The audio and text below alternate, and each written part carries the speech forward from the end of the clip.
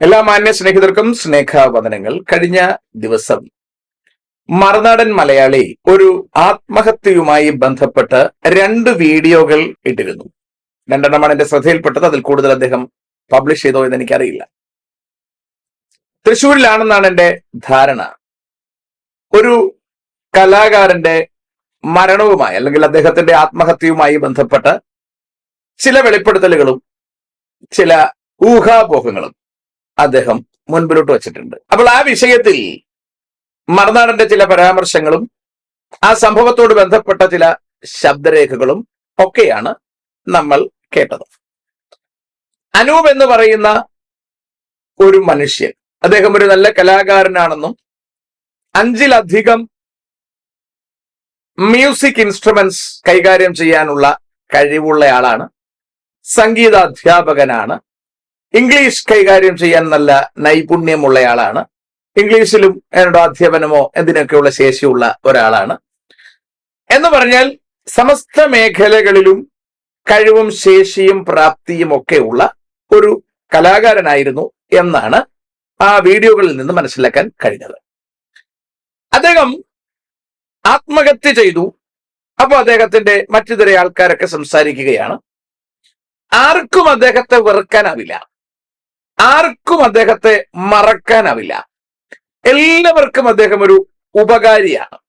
അദ്ദേഹത്തിന്റെ സ്റ്റുഡൻസിന് സംഗീത ഉപകരണങ്ങൾ പോലും മേടിച്ചു കൊടുത്ത് അവരെ പഠിപ്പിച്ച് കലാലയങ്ങളിൽ ഉന്നതികളിൽ എത്തിക്കുന്ന ഒരു മഹാമനസ്കനാണ് എന്നൊക്കെ പരാമർശങ്ങൾ കേട്ടു. ഇതെല്ലാം നല്ല കാര്യങ്ങളാണ്. ഒരു മനുഷ്യൻ വ്യത്യസ്ത വാദ്യോപകരണങ്ങളിൽ നൈപുണ്യം നേടുക, അവകൾ മറ്റുള്ളവരെ അഭ്യസിപ്പിക്കുക, കലാരംഗത്ത് മിടുക്കനായി വിളങ്ങുക, അതുപോലെ തന്നെ എഡ്യൂക്കേഷണൽ മേഖലയിലും ഒരുപോലെ തിളങ്ങാൻ കഴിയുക എന്നൊക്കെ പറയുന്നത് ഒരു കൊച്ചു കാര്യമല്ല. അതെല്ലാം അംഗീകരിക്കപ്പെടേണ്ടുന്ന കാര്യമാണ്. അപ്പോൾ തന്നെ അദ്ദേഹത്തിന്റെ വിദ്യാർത്ഥികളുടെ ഉന്നമനം കാണുവാനുള്ള ഒരു നല്ല മനസ്സ് അദ്ദേഹത്തിനുണ്ട് എന്നുള്ളതും ഒരു ശ്രേഷ്ഠകരവും മാനിക്കപ്പെടേണ്ടതുമായ ഒരു കാര്യം തന്നെയാണ് എന്നതിന് ഇരുപക്ഷമൊന്നുമില്ല. പക്ഷെ അദ്ദേഹത്തിന്റെ ആത്മഹത്യ എങ്ങനെ സംഭവിച്ചു? ഇത്രയും നല്ല ഒരു മനുഷ്യത്വത്തിന്റെ അല്ലെങ്കിൽ ഒരു വ്യക്തിത്വത്തിന്റെ ഉടമസ്ഥനായ അയാൾ എന്തുകൊണ്ടായിരിക്കാം ഈ ലോകത്തിൽ നിൽക്കുവാൻ കഴിയാതെ ഒളിച്ചോടേണ്ടി വന്നത്?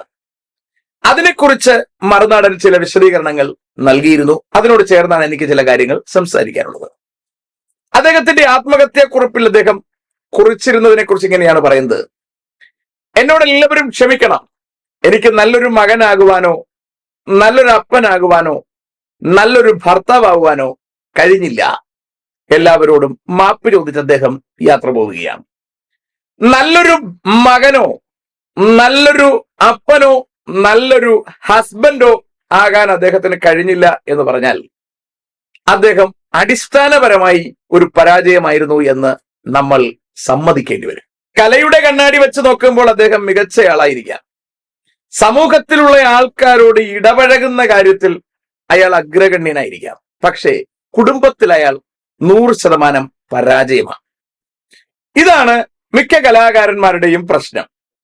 എനിക്കിങ്ങനെ പരിചയമുള്ളൊരു സ്നേഹിതനുണ്ടായിരുന്നു. പുറത്തുള്ള എല്ലാവരോടും അവന്റെ ഇടപാടെന്ന് പറഞ്ഞാൽ ഒരു വല്ലാത്ത ഇടപാടാണ്. ആരും അവനോട് വളരെയധികം അടുത്തിടപഴകാൻ തയ്യാറാവും.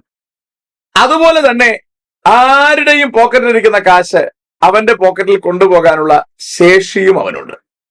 പക്ഷെ ഒരു പ്രശ്നം, സ്വന്തം ഭാര്യയോട് സംസാരിക്കുമ്പോൾ മാത്രം മൃഗീയമായി സംസാരിക്കും. ഭയങ്കര റിസർവ്ഡ് ആയിട്ട് ഭയങ്കര ഒരു മനുഷ്യനായിട്ട് അയാൾ സംസാരിക്കും. പക്ഷെ മറ്റെല്ലാ പെമ്പിളുടെ അടുത്തും ഭയങ്കര സോഫ്റ്റ് ആണ്. ചിലപ്പോൾ ബാഗിൽ മിഠായികൾ തന്നെ ഇട്ടിരിക്കും. വഴിയിൽ വെച്ച് കാണുന്നവർക്കൊക്കെ കൊടുക്കും. ഭയങ്കര സ്നേഹമാണ്. സ്വന്തം ഭാര്യയോട് മാത്രം സംസാരിക്കാൻ അറിയില്ല എന്നുള്ളതാണ് പ്രത്യേകത. ഭാര്യയുടെ അരഞ്ഞാണം വരെ കൊണ്ടുപോയി പണയം വെച്ച് മുഴുവൻ വിറ്റ് പുട്ടടിച്ചു എന്നുള്ളതാണ് പ്രത്യേകത. എന്നിട്ട് അടുത്ത ഏതോ പെങ്കൊച്ചിന്റെ പുറകെ പോയിരിക്കുകയാണ്. ഇത്തരത്തിലുള്ള കലാകാരന്മാരുണ്ട്. അത് കലയാണ്. അവർക്ക് മറ്റുള്ളവരെ കുപ്പിയിലാക്കാൻ കഴിയുന്നതും ഒരു കലയാണ്. ഇവിടെ അനൂപ് പറഞ്ഞിരിക്കുന്ന കാര്യം ശ്രദ്ധേയമാണ്. എനിക്കൊരു മകനാകാൻ കഴിയാതെ പോയി. നല്ലൊരു മകന് മാത്രമേ നല്ലൊരു അപ്പനാകാൻ കഴിയൂ. നല്ലൊരു മകന് മാത്രമേ നല്ലൊരു ഭർത്താവാകാൻ കഴിയും. അപ്പം നല്ലൊരു മകൻ എന്ന നിലയിൽ തന്നെ അദ്ദേഹം പരാജയപ്പെട്ടിരിക്കുന്ന സ്ഥിതിക്ക് നല്ലൊരു അപ്പനോ നല്ലൊരു ഭർത്താവോ ആകാൻ അയാൾക്കാവില്ല എന്നതിന് സംശയം വേണ്ട. അതാണ് അദ്ദേഹത്തെ മരണത്തിലേക്ക് നടത്തിയത് എന്നതിന് സംശയമേ വേണ്ട. വഴിയിൽ കിട്ടുന്ന ബന്ധങ്ങളും കൂട്ടുകാരും ചാർച്ചക്കാരും ഒക്കെ വഴിയിൽ അവസാനിക്കുന്നതാണ്. മാന്യമായി നല്ലൊരു ജീവിതം ഈ ഭൂപ്പരപ്പിൽ നടത്തി സന്തോഷത്തോടെ ഇവിടെ നിന്ന് കയറിപ്പോകാൻ കഴിയണമെങ്കിൽ കുടുംബം മാന്യമായി നോക്കാൻ കഴിയുന്നവൻ തന്നെ ആയിരിക്കണം. മറ്റുള്ളവർക്ക് വേണ്ടി ഒരുപാട് ജീവിതം ഡെഡിക്കേറ്റ് ചെയ്യുന്നതിൽ അർത്ഥമില്ല. സ്വന്തം ഭാര്യയ്ക്ക് വേണ്ടിയും സ്വന്തം കുഞ്ഞിന് വേണ്ടിയും സ്വന്തം മാതാപിതാക്കൾക്ക് വേണ്ടിയും ഡെഡിക്കേറ്റ് ചെയ്യുവാൻ എന്ന് പറഞ്ഞാൽ സമർപ്പിക്കുവാൻ, ജീവിതത്തിൽ കുറച്ചെങ്കിലും അവർക്ക് വേണ്ടി ചിലവിടുവാനും ഹോമിക്കുവാനും സാക്രിഫൈസ് ചെയ്യുവാനും കഴിയാത്തവന് നല്ലൊരു മാന്യമായ അന്ത്യം പോലും ജീവിതത്തിൽ ഉണ്ടാവില്ല എന്ന് പറയാതിരിക്കാൻ ഇത്തരുണത്തിൽ തരമില്ല. ഞാനൊരു കൗൺസിലറാണ്. അത്തരത്തിൽ ഒരുപാട് കേസുകൾ ഇതുപോലെ ഞാൻ കൈകാര്യം ചെയ്യാറുണ്ട്. ഇപ്പോൾ ഞാൻ കൈകാര്യം ചെയ്യുന്ന ഒരു കേസുണ്ട്. അതിൽ ആ പെൺകുട്ടി വിവാഹം കഴിഞ്ഞ് പിറ്റേന്ന് എന്തോ ഒരു ആവശ്യത്തിന് അവർക്ക് ആധാർ കാർഡ് വേണ്ടി വന്നു. അപ്പോഴത്തേക്ക് ഭർത്താവ് പറഞ്ഞു, നമുക്ക് വീട്ടിൽ പോയി ആധാർ കാർഡ് എടുക്കാം. അങ്ങനെ ഭാര്യയുടെ വീട്ടിൽ ആധാർ കാർഡ് എടുക്കാൻ പിറ്റേന്ന് പോകാൻ വേണ്ടി ഭർത്താവ് സമ്മതിച്ചു കഴിഞ്ഞു. അപ്പോഴത്തേക്ക് ആ പെൺകുട്ടി അമ്മയെ വിളിച്ചു പറഞ്ഞു, അമ്മയെ ഞങ്ങൾ അങ്ങോട്ട് വരികയാണ് ആധാർ കാർഡ് എടുക്കാൻ. ഇത് പറഞ്ഞു എന്ന കാരണത്താൽ ആ പെൺകുട്ടിയെ വല്ലാതെ അബ്യൂസ് ചെയ്തു. വെർബലി വല്ലാതെ മാനസികമായി അവളെ തളർത്തി എന്നാണ് അവൾ പറയുന്നത്. ഞാൻ പറഞ്ഞതിന്റെ അർത്ഥം വിവാഹ പിറ്റേന്ന്, ആ വിവാഹം നടക്കുന്നത് തന്നെ ആ പെൺകുട്ടിയുടെ അപ്പന് രോഗം ബാധിച്ച് മരണത്തോടടുക്കുന്നത് കൊണ്ട് മരണത്തിന് മുമ്പ് കുട്ടിയെ പിടിച്ച് ഒരാളിന്റെ കയ്യിൽ ഏൽപ്പിക്കുക എന്ന ഒരു ചിന്തയിൽ അദ്ദേഹം ചെയ്ത ഒരു വേഗതയേറിയ വിവാഹം നടത്തലായിരുന്നു. എന്നാലും ഒരു കാര്യങ്ങളൊക്കെ നോക്കി തന്നെയാണ് നടത്തിയത്. മാന്യനായെന്ന് ഒരു യുവാവെന്ന് അവർക്ക് നോട്ടത്തിൽ തോന്നിയത് കൊണ്ട് അവനെ പിടിച്ച് കെട്ടിച്ചു. പിറ്റേന്ന് രാവിലെ നടന്ന രംഗം ഇതാണ്. നീ എന്തിനാണത് പറഞ്ഞത്? വീട്ടിൽ ചെല്ലുന്നതിന് അമ്മയോട് വിളിച്ച് പറയുന്നതിൽ എന്താണ് തെറ്റ്? കാരണം അവന് മറ്റൊരു സെറ്റിംഗ് ആണ്. അവൻ പറയുന്നത് പോലെല്ലാം അവിടെ നടക്കണം, അവനാണ് എല്ലാത്തിന്റെയും എല്ലാം എന്നൊക്കെ പറഞ്ഞുള്ള ഒരു മാനസിക രോഗമാണ് അവന്റെ രോഗം. അവിടെ തുടങ്ങി അങ്ങോട്ട് ആ പെൺകുട്ടിയെ വല്ലാതെ വെർബലി അബ്യൂസ് ചെയ്യാൻ തുടങ്ങി. നാളുകൾ ചിലത് കടന്നുപോയി. അവർക്ക് വസ്തു എഴുതി കൊടുക്കേണ്ടതൊരവസ്ഥയുണ്ടായി. എന്ന് പറഞ്ഞാൽ വിവാഹത്തിന് മുമ്പ് അങ്ങനെ എഴുതി കൊടുക്കുവാൻ കഴിയാതെ വന്നത് ആ വസ്തു വെച്ചവര് ലോൺ എടുത്തിരുന്നത് കൊണ്ടാണ്. പിന്നീട് അവര് ആ വസ്തു പണം കൊടുത്ത് തിരികെ എടുത്ത് അപ്പന്റെ ശാരീരിക അവസ്ഥ മോശമായിരിക്കുമ്പോഴും ആ വസ്തു അവർ മകൾക്ക് എഴുതി കൊടുക്കാൻ തയ്യാറായി. അപ്പോൾ വീട്ടിലാകെ പ്രശ്നം. അപ്പൻ മകൾക്ക് കൊടുക്കുന്ന വസ്തുവിൽ മരുമകന്റെ പേര് കൂടി വെക്കണം അത്രേ. അത് വെക്കത്തില്ല, മകൾക്ക് മാത്രമായിട്ടാണ് എഴുതി കൊടുക്കുന്നത് എന്ന് പറഞ്ഞപ്പോൾ ആകെ പ്രശ്നമുണ്ടാവുകയാണ്. അവിടെ മകൻ പറഞ്ഞു, ആധാരത്തിന്റെ നക്കൽ ഒന്ന് കാണണം. ആ നക്കൽ അവന്റെ അമ്മയെ കാണിച്ച് അപ്രൂവൽ ചെയ്യണം. ഇങ്ങനെയുള്ളവനൊന്നും പെണ്ണ് കെട്ടാൻ പാടില്ലെന്നാണ് എന്റെ അഭിപ്രായം. നട്ടലുള്ളവൻ വേണം പെണ്ണ് കെട്ടാൻ ഇറങ്ങാൻ. അപ്പോൾ അമ്മയ്ക്ക് കൊണ്ട് നിന്ന് നക്കല് കാണിച്ചപ്പോൾ അമ്മ പറഞ്ഞുടാ, നിന്റെ പേര് ഇതിൽ വെച്ചിട്ടില്ല, നീ എന്തിനാണ് ഇതിന് ഇവിടെ വിവാഹം ചെയ്തത്? അപ്പോൾ അവിടെ തൊട്ട് പ്രശ്നം അടുത്തത് ആരംഭിച്ചു. പിന്നീട് ആ കുട്ടിയെ ശാരീരികമായി ഉപദ്രവിക്കാൻ തുടങ്ങി. ആ കുട്ടിയുടെ അപ്പൻ ICUവിൽ കിടക്കുമ്പോൾ കാണാൻ പോകാമെന്ന് പറയുമ്പോഴും ശാരീരികമായി ഉപദ്രവിക്കുന്നു. ആകെ വല്ലാത്ത ബുദ്ധിമുട്ട് ആ ഭവനത്തിൽ ആ കുട്ടിക്ക് അനുഭവിക്കേണ്ടി വരുന്നു. എങ്ങനെയാണ് അവിടെ പിടിച്ചു നിൽക്കാൻ കഴിയുക? എന്തിനാണ് അവിടെ പിടിച്ചു നിൽക്കേണ്ടത്? അവിടെ നിന്ന് ആ കുട്ടി വീട്ടിലേക്ക് പോയി. ഇപ്പോൾ എനിക്ക് തോന്നുന്നു 1 വർഷം കഴിഞ്ഞിട്ടുണ്ടാകും, അതോ 1-1.5 വർഷമായിട്ടുണ്ടാകുമെന്ന് എനിക്ക് തോന്നുന്നു. വീട്ടിലേക്ക് പോയിട്ട് ഇതുവരെ തിരിഞ്ഞു നോക്കാറില്ല. ഒരു കുട്ടിയുണ്ടവർക്ക്, ആ കുട്ടിയെ പോലും തിരിഞ്ഞു നോക്കാറില്ല. ആ പെൺകുട്ടിയുടെ സഹോദരനാണ് കുട്ടിയുടെ കാര്യവും കുഞ്ഞിന്റെ കാര്യവും എല്ലാം നോക്കുന്നത്. നാളുകളേറെ കഴിഞ്ഞു. യാതൊരു ബന്ധവുമില്ലാതെ ഈ വിദ്വാൻ വിദേശത്തേക്ക് യാത്രയായി. വിദേശത്തേക്ക് യാത്രയായിട്ട് വിദേശത്തിരുന്ന് ഒരു ദിവസം ഭാര്യയ്ക്ക് മെസ്സേജ് ഇടുകയാണ്. എനിക്ക് തോന്നുന്നു വെഡിങ് ആനിവേഴ്സറിക്കോ ബർത്ത്ഡേക്കോ ആണ്. ഒന്ന് വിഷ് ചെയ്തിട്ട് ആ വിഷ് സ്വീകരിച്ചു എന്ന് കണ്ടപ്പോൾ ഇവിടെ ഒരു ബേക്കറിയിൽ ഓർഡർ ചെയ്ത് ഒരു കേക്ക് വരുത്തി കൊടുത്തു. അടുത്ത് കുഞ്ഞിന്റെ ബർത്ത്ഡേ വരുമ്പോൾ കുഞ്ഞിനൊരു കേക്ക് വരുത്തി കൊടുത്തു. ഇതൊക്കെയാണ് സ്വന്തം കുഞ്ഞിന് വേണ്ടി ചെയ്യുന്നത്. കുഞ്ഞിന് 2.5-3 വയസ്സാവുന്നുണ്ട്. ഇതൊക്കെയാണ് കുഞ്ഞിന് വേണ്ടി ചെയ്തത്. ഇപ്പോൾ പറയുകയാണ്, നീ ഞാൻ വിളിക്കുന്നിടത്ത് ഇറങ്ങി വരണം. വീട്ടുകാരെ വിട്ട് ഞാൻ എയർപോർട്ടിൽ വന്നിട്ട് നേരെ അങ്ങോട്ട് വരും. അപ്പോൾ നീ ഇറങ്ങി വരണം. ഞാൻ നിന്നെ എന്റെ വീട്ടിലേക്ക് കൊണ്ടുപോകും. എന്റെ മടിയിൽ 10 മിനിറ്റ് ഇരുന്നാൽ തീരത്തേക്ക് പ്രശ്നങ്ങൾ മാത്രമേ ഉള്ളൂ. പിന്നെ എനിക്കിത്തിരി ദേഷ്യമുണ്ട്, അത് നീ അങ്ങ് അഡ്ജസ്റ്റ് ചെയ്യണം. പിന്നെ വിവാഹം കഴിഞ്ഞു കഴിഞ്ഞാൽ പെൺകുട്ടികൾ മക്കളുടെ കാര്യവും ഭർത്താവിന്റെ കാര്യവുമാണ് നോക്കേണ്ടത്. ഇങ്ങനെ കുറെ ഫിലോസഫി ആശാൻ തള്ളിവെക്കുകയാണ്. അവനും ഈ പറഞ്ഞതുപോലെ ഇൻസ്റ്റാഗ്രാമിൽ ഒരു വലിയ കലാകാരനാണ്. വേറെ ഒരു പിണ്ണാക്കിനും കൊള്ളില്ല. സ്വന്തം കുടുംബം നോക്കാൻ അറിയില്ലാത്തവൻ, ഭാര്യയെ സ്നേഹിക്കാൻ അറിയില്ലാത്തവൻ, ഭാര്യയുടെ ബന്ധുജനങ്ങളെ അംഗീകരിക്കാത്തവൻ, സ്വന്തം കുഞ്ഞിന്റെ കാര്യം നോക്കാത്തവൻ ഇപ്പൊ പറയുകയാണ്, എന്റെ മടിയിൽ വന്ന് 10 മിനിറ്റ് ഇരുന്നാൽ തീരത്തൊക്കെ പ്രശ്നമേ ഉള്ളൂ. എന്തു മടിയാണത്? അതിനുള്ള മറുപടി കൃത്യമായി ലഭിക്കാതെ വരുമ്പോൾ അടുത്ത ഡയലോഗ് പറയുന്നത്, നിന്നേക്കാൾ മാർക്കറ്റിൽ നിന്നൊരു പട്ടിയെ ഞാൻ വിവാഹം കഴിച്ചാൽ മതിയായിരുന്നു. അപ്പോൾ ആ കുട്ടി എന്നോട് വിളിച്ചു പറഞ്ഞു, സാർ ഇങ്ങനെയാണ് പറഞ്ഞത്. ഞാൻ മറുപടി പറഞ്ഞത് ഇതാണ്, അവൻ പറഞ്ഞത് അറിഞ്ഞോ അറിയാതെയോ അവൻ പറഞ്ഞത് കൃത്യമാണ്. അവനെപ്പോലെ മനസ്സുള്ളവന് ഉണ്ടാകേണ്ടത് മാർക്കറ്റിലെ നായ തന്നെയാണ്. അതാകുമ്പോൾ കുട്ടിയെ ഉണ്ടാക്കി കഴിഞ്ഞാൽ പിന്നീട് ഈ തന്ത നായ്ക്ക് വേറൊന്നും നോക്കേണ്ടതില്ല. ആ കുട്ടിയെ പ്രസവിച്ചോ, എത്ര കുട്ടിയുണ്ടായിരുന്നു, വളർത്തിയോ, വളർന്നോ, കുട്ടി എന്തായി, ഇതൊന്നും നോക്കേണ്ട കാര്യം ഈ തന്ത നായ്ക്കില്ല. വാസ്തവത്തിൽ നായ കല്യാണം കഴിക്കേണ്ട ഒരു നായ തന്നെയായിരുന്നു അവൻ എന്നതിന് സംശയമൊന്നും വേണ്ട. ഞാൻ പറഞ്ഞതിന്റെ അർത്ഥം നിങ്ങൾ ഗ്രഹിക്കണം.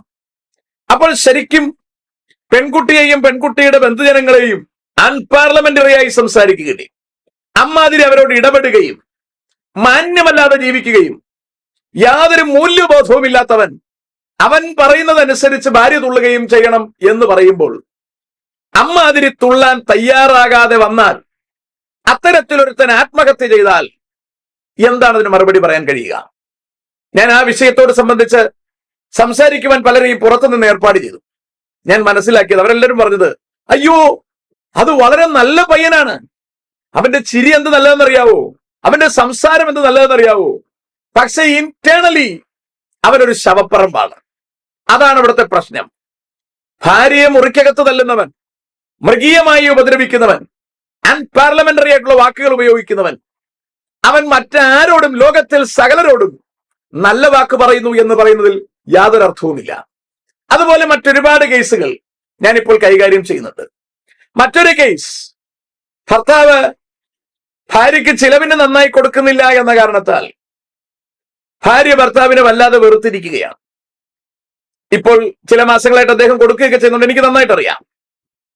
പക്ഷേ ആ പെൺകുട്ടിക്ക് കുറച്ചുകൂടി അധികം ആ ചിലവിന് ആവശ്യമുണ്ട്. അപ്പൊ അത്രയും ലഭ്യമാകാത്തത് കൊണ്ട് ആ കുട്ടി, ഞാൻ ഇവരെ തമ്മിലൊന്ന് ഒരുമിപ്പിക്കാൻ ശ്രമിക്കുകയാണ്. പക്ഷെ ആ കുട്ടി മനസ്സുകൊണ്ട് അയാളുമായി വല്ലാതെ അകന്നിരിക്കുകയാണ്.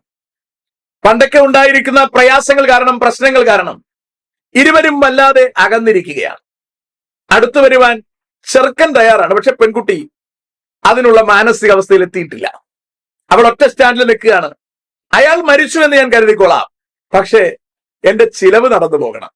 അപ്പോൾ ശരിക്കും ഇത്തരത്തിലെ മാനസിക മുറിവുകൾ കൃത്യമായി ഉണങ്ങി മാറിയാൽ മാത്രമേ നല്ലൊരു കുടുംബജീവിതം നടന്നു പോവുകയുള്ളൂ. കുടുംബം നടത്തിവിടുവാനുള്ള കാശ് മാത്രം ലഭ്യമായാൽ മതിയെന്ന് പുരുഷനോട് ആവശ്യപ്പെട്ടാൽ ഒരു പുരുഷനും അതിന് തയ്യാറാവില്ല. കാരണം അതങ്ങനെ തന്നെയാണ്. പെൺകുട്ടിക്ക് കരുതലാണ് ആവശ്യമെങ്കിൽ ആൺകുട്ടിക്ക് ഉല്ലാസമാണ് ആവശ്യം. ഇത് രണ്ടും മെയിൻറ്റെയിൻ ചെയ്ത് പോകുന്നില്ലെന്ന് വരികിൽ ജീവിതം അപകടമാകും. ഇമാതിരി ആത്മഹത്യകൾ നടക്കുമെന്നതിന് യാതൊരു സംശയവും വേണ്ട. മറ്റൊരു കേസിൽ ഭർത്താവും ഭാര്യയും വർഷങ്ങളായി പിണങ്ങി നിൽക്കുകയാണ്.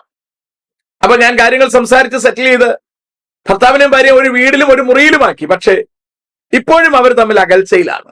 ഭർത്താവിന്റെ ഡിമാൻഡ്, എന്റെ ഭാര്യ ഞാൻ പറയുന്നത് മുഴുവൻ അനുസരിക്കുന്ന കാലത്തെ ഞാൻ ഈ വീട്ടിൽ നിന്ന് ആഹാരം കഴിക്കൂ. അത്തരത്തിലൊരു ശാഠ്യത്തിന് ഒരിക്കലും മാന്യമായ ഒരു കുടുംബ ജീവിതത്തിലേക്ക് കൊണ്ടെത്തിക്കാൻ നമുക്കാവില്ല. അതിനെ ബൈബിൾ പറയുന്നത് ദുശാഠ്യമെന്നാണ്. കാരണം അവിടെ നമ്മൾ ചേർത്ത് നിർത്തുവാൻ തയ്യാറാകാതെ ആ ഉണ്ടായ വിള്ളലുകളെ തിരിച്ച് ഫില്ല് ചെയ്യണമെങ്കിൽ അവിടെ ഇത്തരത്തിലുള്ള പിടിവാശികൾക്ക് ഒരു സ്ഥാനവുമില്ല. വീട്ടിൽ നിന്ന് ആഹാരം കഴിക്കുവാനും അപ്പോൾ പറയുന്നത് ഭാര്യ കൃത്യമായി ആഹാരം ഉണ്ടാക്കി തരുന്നില്ല. അത് ഉണ്ടാക്കിപ്പിക്കണം. കൃത്യമായി സാധനം വീട്ടിലെത്തിക്കണം. കൃത്യമായി ഭാര്യയെ കൊണ്ട് സാധനം ഉണ്ടാക്കിപ്പിക്കണം. ഒരുമിച്ചിരുന്ന് കഴിക്കുവാൻ തയ്യാറാകണം. അല്ലാതെ ഹോട്ടലിലോ മറ്റിതര ഇടങ്ങളിലോ ചെന്ന് ഫുഡ് കഴിച്ച് കുടുംബത്തിൽ പ്രശ്നങ്ങൾ സോൾവ് ആകുമെന്ന് കരുതുന്നുവെങ്കിൽ 100% അത് ഫൂളിഷ്നെസ് ആണ്. അത് കണ്ടു വളരുന്ന 2 കുഞ്ഞുങ്ങളും ഉണ്ടെന്നറിയണം. ഈ കുഞ്ഞുങ്ങളും ഈ മര്യാദകൾ തന്നെ ജീവിതത്തിൽ വച്ചു പുലർത്താൻ ശ്രമിക്കും. ഇത് അപകടകരമായൊരു മുന്നേറ്റമായിരിക്കും. അവിടെ ഭർത്താവ് ആവശ്യപ്പെടുന്ന കാര്യം, ഭാര്യയുടെ മുഴുവൻ കാശ് എന്റെ കയ്യിൽ തരണം, ഞാൻ കാര്യങ്ങൾ നടത്തും. നല്ലതിനു വേണ്ടി തന്നെയാണ് പറയുന്നത്. പക്ഷേ അത് ഈ ഘട്ടത്തിൽ ഗുണം ചെയ്യില്ല. ചിലരെല്ലാം കരുതുന്നത് ഭാര്യമാരെ വിരട്ടി കക്ഷത്തിന് കീഴിൽ നിർത്താമെന്നാണ്. നടക്കുന്ന കാര്യമല്ല. ബൈബിൾ പറയുന്നതനുസരിച്ച് ഭാര്യ വാരിയലിൽ നിന്നാണ് ഉണ്ടായിട്ടുള്ളത് എന്ന് പറഞ്ഞാൽ ഭർത്താവിന്റെ കൈക്കീഴിൽ നിന്നാണ് ഉണ്ടായിട്ടുള്ളത്. അതൊക്കെ ശരി തന്നെയാണ്. പക്ഷെ ഭാര്യയെ ഹൃദയത്തോട് ചേർത്ത് നിർത്തുവാൻ തയ്യാറായില്ലെങ്കിൽ, സ്നേഹിക്കാൻ തയ്യാറായില്ലെങ്കിൽ ജീവിതം ദുസ്സഹമാകുമെന്നതിന് സംശയം വേണ്ട. ബൈബിൾ പറയുന്നത് ഭർത്താക്കന്മാരെ, നിങ്ങളുടെ ഭാര്യമാരെ സ്നേഹിപ്പിൻ, അവരോട് കയ്പായിരിക്കരുത്. നമ്മളിവിടെ അനൂപിന്റെ കാര്യമാണ് പറഞ്ഞു വന്നത്. ഭാര്യയെ കൃത്യമായി സ്നേഹിക്കുകയും അവർ തമ്മിലുള്ള ബന്ധം ഊഷ്മളമായിരിക്കുകയും ചെയ്തു എങ്കിൽ മാത്രം അദ്ദേഹത്തിന് ഇമാതിരി ആത്മഹത്യ ചെയ്യേണ്ടി വരുമായിരുന്നില്ല.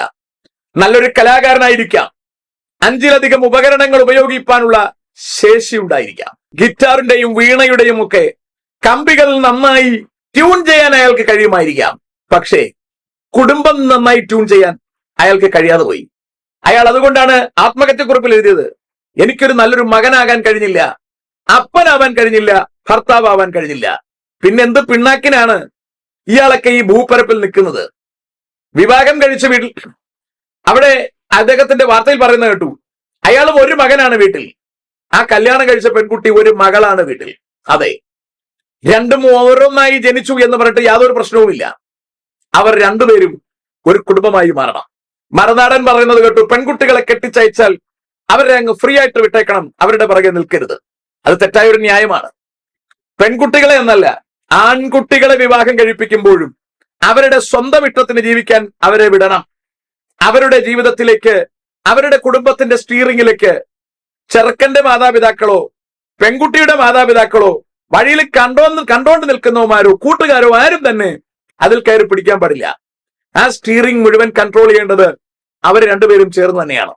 അതിലെ സന്തോഷങ്ങൾ പങ്കുവെച്ച് തീർക്കേണ്ടതും ദുഃഖങ്ങൾ പങ്കുവെക്കേണ്ടതും അവർ രണ്ടുപേരും ചേർന്ന് തന്നെയാണ്.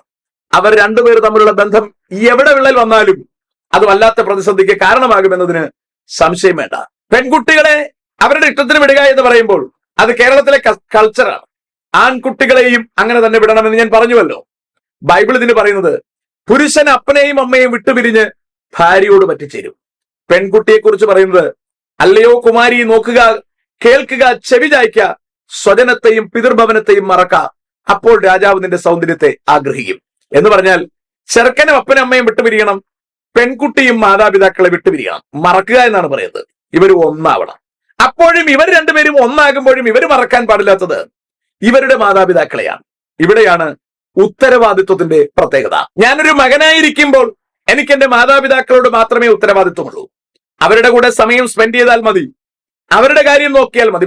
പക്ഷേ ഞാൻ വിവാഹം കഴിച്ചു കഴിയുമ്പോൾ എന്റെ ഭാര്യയാണ് പ്രധാനപ്പെട്ട സ്ഥാനത്തെത്തുന്നത് എന്ന് വരികിലും, ഞങ്ങൾ രണ്ടും ഒന്നാണ് എന്ന് വരികിലും, എന്റെ മാതാപിതാക്കളെയും അവളുടെ മാതാപിതാക്കളെയും ഒരുപോലെ നോക്കുവാനുള്ള ബാധ്യത എന്റെ ജീവിതത്തിൽ വന്നുപെടുകയാണ്. അവിടെ നിന്ന് ഓടി മാറാനൊക്കില്ല. പെൺകുട്ടിയാണ് എന്റെ കൂടെ വിവാഹം കഴിച്ചു വന്നു, എന്റെ വീട്ടിൽ താമസിച്ചോണം, ഞാൻ പറയും പോലെ കേട്ടോണം, അങ്ങനെ ഒരു അടിമത്വമൊന്നും നടക്കില്ല സുഹൃത്തെ. അതിന്റെ കാലമല്ലിത്. രണ്ടു മാതാപിതാക്കളെയും രണ്ടുപേരും കഷ്ടപ്പെട്ട് തന്നെയാണ് വളർത്തിയത്. ആൺകുട്ടിയെ വളർത്തിയതും പെൺകുട്ടിയെ വളർത്തിയതും കഷ്ടപ്പെട്ട് തന്നെയാണ്.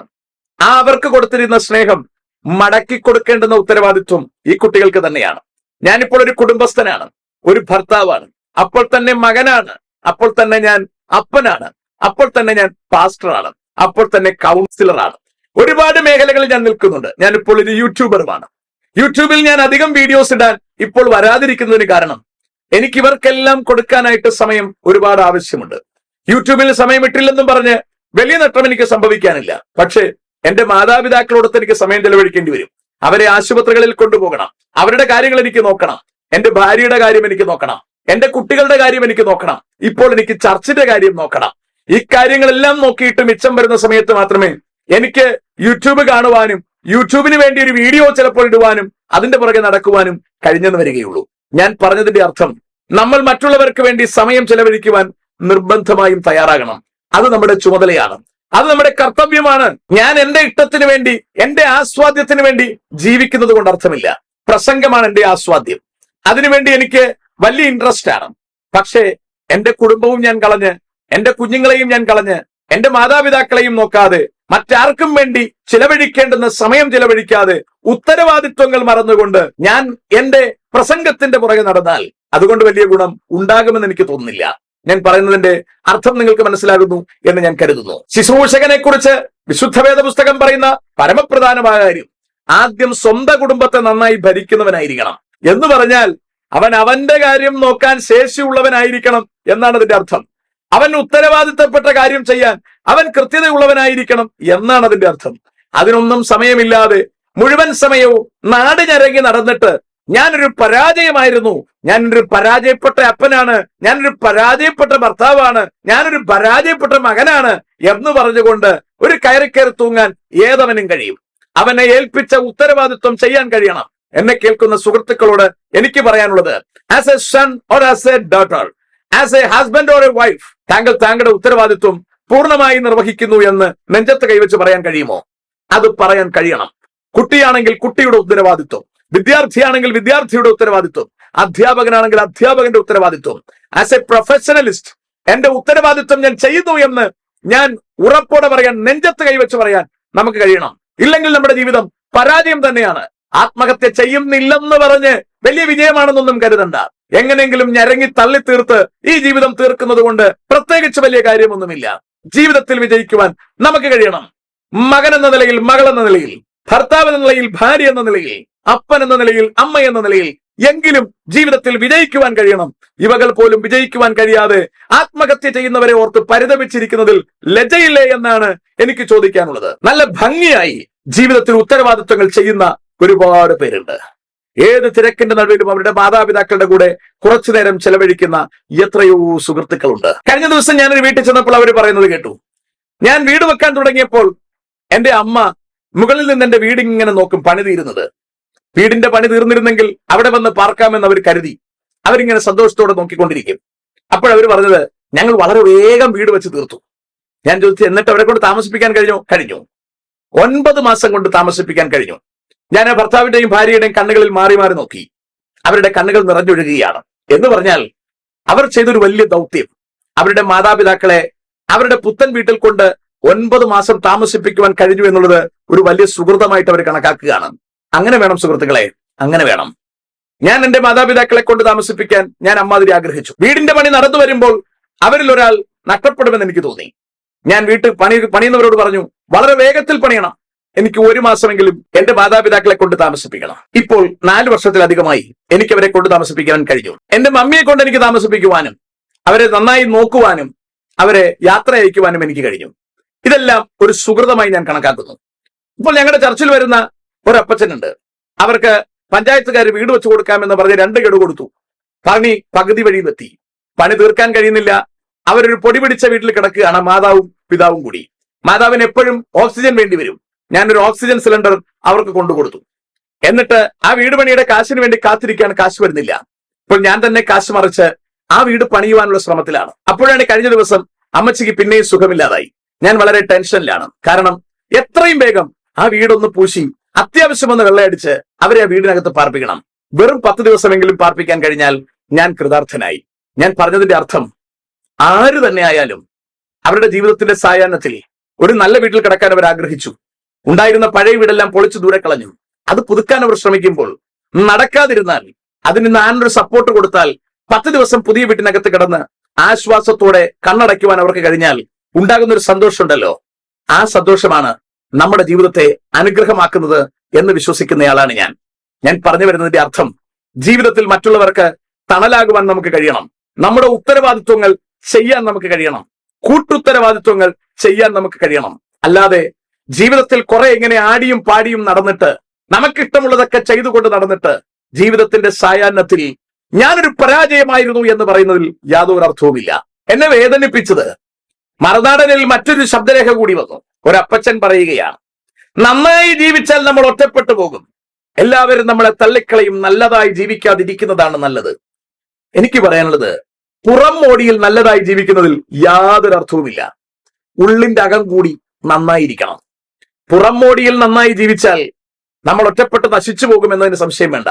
പക്ഷേ അകത്തെ മനുഷ്യൻ കൂടി നന്നായിരിക്കണമെന്നാണ് എനിക്ക് ഓർപ്പിക്കാനുള്ളത്. നാട്ടുകാരെ സംഗീതം പഠിപ്പിച്ചു കൊള്ളാം. ഏതോ ഒരു കുട്ടിക്ക് മത്സരത്തിന് കൊണ്ടുപോയിട്ട് ആ കുട്ടിയുടെ അപ്പനുമായി സംസാരിക്കുന്ന ശബ്ദരേഖയും കണ്ടു. കുട്ടി ഉഷാറായിട്ടുണ്ട് കേട്ടോ, കുട്ടി നന്നായിട്ടുണ്ട് കേട്ടോ. അതുപോലൊരു വാക്ക് അദ്ദേഹം ഭാര്യയോട് പറഞ്ഞിട്ടുണ്ടോ എന്ന് എനിക്കറിയില്ല. അതുപോലൊരു വാക്ക് സ്വന്തം മക്കളോട് പറഞ്ഞിട്ടുണ്ടോ എന്ന് എനിക്കറിയില്ല. അതുപോലൊരു വാക്ക് സ്വന്തം മാതാപിതാക്കളോടും അമ്മായിയപ്പനോടും അമ്മായിയമ്മയോടും അയാൾ പറഞ്ഞിട്ടുണ്ടോ എന്ന് എനിക്കറിയില്ല. പറഞ്ഞിട്ടില്ലെങ്കിൽ അദ്ദേഹം അർഹിക്കുന്നത് ഇതൊക്കെ തന്നെയാണ്. അദ്ദേഹം എന്നല്ല, അമ്മാതിരി ഇടപെടുന്ന എല്ലാവർക്കും ഇതൊക്കെ തന്നെയാണ് അർഹിക്കുന്നത്. അതുകൊണ്ട് ഉത്തരവാദിത്വങ്ങൾ പുലർത്തുവാൻ നന്നായി ശ്രമിക്കുക. അതാണ് എനിക്ക് സ്നേഹത്തോട് ഓർപ്പിക്കാനുള്ളത്. കഴിഞ്ഞ രാത്രിയിൽ ഞാൻ ഒരിടത്ത് കൗൺസിലിങ്ങിന് വേണ്ടി പോയി. അപ്പോൾ ആ വീട്ടുകാരനെ വിട്ട് ആ പെൺകുട്ടി അവളുടെ വീട്ടിലേക്ക് പോയിരിക്കുകയാണ്. ഞാൻ ചോദിച്ചു, എന്താണ് പ്രശ്നം? പ്രശ്നമൊന്നുമില്ല, വെറുതെ പോയതാണ്. പിന്നെ വിഷയങ്ങൾ ചോദിച്ചു വന്നപ്പോൾ പ്രശ്നമുണ്ട്. ആദ്യം ബാധ്യത മാത്രം പറഞ്ഞു. എനിക്കിത്തിരി കടബാധ്യതയുണ്ട്. എന്റെ വസ്തു ജപ്തിയോടടുത്തു. 20 ലക്ഷം രൂപ ഞാൻ ബാങ്കിൽ നിന്ന് വായ്പ എടുത്തു. അത് 45 ലക്ഷമായി പോലും. ആ സമയത്താണ് ഇദ്ദേഹത്തിന് അതിൽ നിന്ന് രക്ഷപ്പെടാൻ വേണ്ടി ഭാര്യ 25 പവന്റെ ആഭരണം കൊടുത്തു. ഇയാൾ ഈ ആഭരണം കൊണ്ട് ആ ബാങ്കിൽ തന്നെ വെച്ചു കൊടുത്തു. അവസാനം അവരതിനെ ഇതിലോട്ട് അറ്റാച്ച് ചെയ്തിട്ട് ഈ മുഴുവൻ ആഭരണം അവരെടുത്തു. മിച്ചം 25 ലക്ഷം ഇനി അടയ്ക്കാനും ആവശ്യപ്പെട്ടു. ഓർത്തു നോക്കിയേ, ആ കുട്ടിയുടെ ആഭരണം നഷ്ടപ്പെട്ടു, കിടപ്പാടം ലോണിലായി, അവൾ വീട് വിട്ടുപോയി. അടുത്ത കാര്യങ്ങൾ ചർച്ച ചെയ്ത് വരുമ്പോഴാണ് അടുത്ത വിഷയം. ആ ഭർത്താവ് മറ്റേതോ പെൺകുട്ടിയുമായി ചാറ്റ് ചെയ്തു. അത് അദ്ദേഹം ദൂരെ കൂടെ മാത്രമേ പറയുന്നുള്ളൂ. ഞാൻ പറഞ്ഞതിന്റെ അർത്ഥം, ഒരു ഭർത്താവിൽ വിശ്വസിച്ച് ഒരു പെൺകുട്ടി വരുമ്പോൾ അവൾക്ക് കിടപ്പാടം സുരക്ഷിതമാവണം. ഭർത്താവിൽ വിശ്വസിക്കാൻ കഴിയണം. അവളുടെ ആഭരണങ്ങൾ വരെ അവൾ കൊടുക്കാൻ തയ്യാറാണ്. അതെല്ലാ പെൺകുട്ടികളും അങ്ങനെ തന്നെയാണെന്നാണ് ഞാൻ വിശ്വസിക്കുന്നത്. അവരുടെ എല്ലാം അവർ കൊടുക്കാൻ തയ്യാർ തന്നെയാണ്. പക്ഷേ ജീവിതത്തിൽ ഒറ്റപ്പെട്ടു എന്ന് തോന്നിയാൽ, ചതിക്കപ്പെട്ടു എന്ന് തോന്നിയാൽ അവർ വിട്ടുപോകാൻ തയ്യാറാകും. മടക്കി കൊണ്ടുവരേണ്ടത് കൃത്യമായ അഡ്മിറ്റിംഗ് ആണ്. എനിക്ക് തെറ്റുപറ്റിയെന്ന് പറയാൻ തയ്യാറുള്ള ഒരു മനസ്സ് പുരുഷനുണ്ടാവണം. പിന്നൊരു കാര്യം, പിന്നീട് ആ പെൺകുട്ടി ആ പുരുഷനെ അംഗീകരിക്കണമെങ്കിൽ കൃത്യമായി അവൾക്ക് ഉറപ്പുണ്ടാവണം, എന്റെ ഭർത്താവ് ഇനി എന്നെ ചതിക്കില്ലെന്ന്. അതിന് നാളുകൾ എടുക്കും. പെൺകുട്ടിയുടെ ഹൃദയത്തിൽ മുറിവേറ്റിട്ടുണ്ടെങ്കിൽ ആ മുറിവുണങ്ങുവാൻ നാളുകൾ എടുക്കും. ആ നാളുകൾ എടുക്കുന്നത് വരെ ആ പുരുഷൻ ആ വരുത്തിയ പിഴവിന് വില കൊടുക്കേണ്ടതായി വരും. അത് കൊടുക്കാൻ തയ്യാറായില്ലെങ്കിൽ മാന്യമായൊരു ലാൻഡിംഗ് പ്രതീക്ഷിക്കുകയും വേണ്ട. കുടുംബജീവിതം, ബന്ധങ്ങൾ തകരാൻ എളുപ്പമാണ്. അവകളെ തിരിച്ചു പണിയാൻ സമയം ഒരുപാടെടുക്കും. അതുകൊണ്ട് അവകളെ തമാശയായി കാണാതെ കാര്യഗൗരവത്തോടെ കാണുവാൻ നമുക്ക് തയ്യാറാകണം എന്നോർപ്പിക്കുന്നു. ദൈവം പറഞ്ഞു, മനുഷ്യൻ ഏകനായിരിക്കുന്നത് നന്നല്ല, ഞാൻ അവന് തക്ക തുണ ഉണ്ടാക്കി കൊടുക്കും. അവരൊരുമിക്കണം. പക്ഷേ പിശാച് വരുന്നത് അറുപ്പാനും മുടിപ്പാനും മോഷ്ടിപ്പാനുമാണ്. നിങ്ങളെ തമ്മിൽ അകറ്റാനാണ്. അകറ്റാൻ വേണ്ടി ഭഗീരഥ പ്രയത്നം ചെകുത്താൻ ചെയ്യും. പക്ഷേ കർത്താവ് നമ്മളെ ഏൽപ്പിച്ചിരിക്കുന്നത് ഒരുമിക്കാനാണ്. പിശാചിന്റെ തന്ത്രങ്ങളെ തിരിച്ചറിയുക, ബുദ്ധിയോടെ ജീവിക്കുക, മാന്യതയോടെ ജീവിക്കുക, നല്ലൊരു ജീവിതം ജീവിച്ച് നിത്യതയ്ക്കൊരുങ്ങാം. ദൈവം നമ്മെല്ലാവരെയും അനുഗ്രഹിക്കുമാറാകട്ടെ.